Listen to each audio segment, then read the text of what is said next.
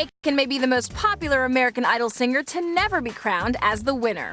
Despite his second-place finish in Season 2, Clay was thrust into a bright spotlight that forced him to learn quickly. I think I've grown up quite a bit. You know, I think being in the industry, you kind of learn what you're doing. Of course, the first time, I had no idea where I was. I'd never been to New York before. The experiences helped Clay in the creation of his 2006 album, 1,000 Different Ways. It's probably the one that I like the most so far, because I know how much work went into it.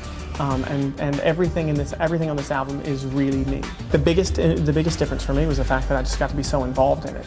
It's not something that I got to do with the first album. You know, coming right off of the show, I had to, you know, take on what was given to me. And in this album, I got to be involved in the production part of it. You know, I helped pick the songs. I got to decide how we wanted them produced. I got to help pick producers. Everything from the beginning to the very end, which was kind of neat for me. Claymates might even be able to snuggle up for an upcoming album tour.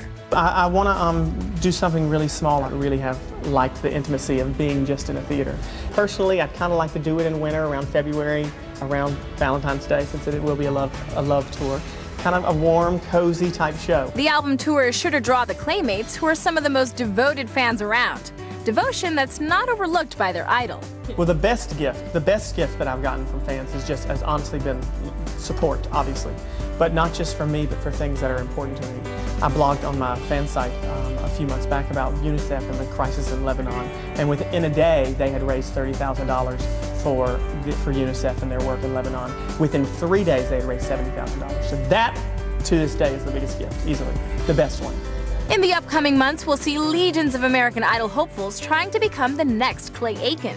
But here's Clay's advice for them. I think being yourself is really is the best advice, not just in that, you know, auditioning or being on that show, but just in life in general. I mean, I think really being yourself, I mean, if you look at every single person who's come through that show and been successful, they've been someone who hadn't compromised who they really are in order to be something that they think they should be, you know. With all his success, what does Clay have next on the list of his goals? I want a talk show so badly. I would be a kind of a cross between Donahue, Oprah, Larry King, and I don't know. I think I'm kind of fun. So maybe Rosie O'Donnell. Who knows? I mean, I've always tried to be as open to different possibilities and different options as possible, and hopefully continuing to do that will bring us fortune and success. Not fortune, good fortune and success.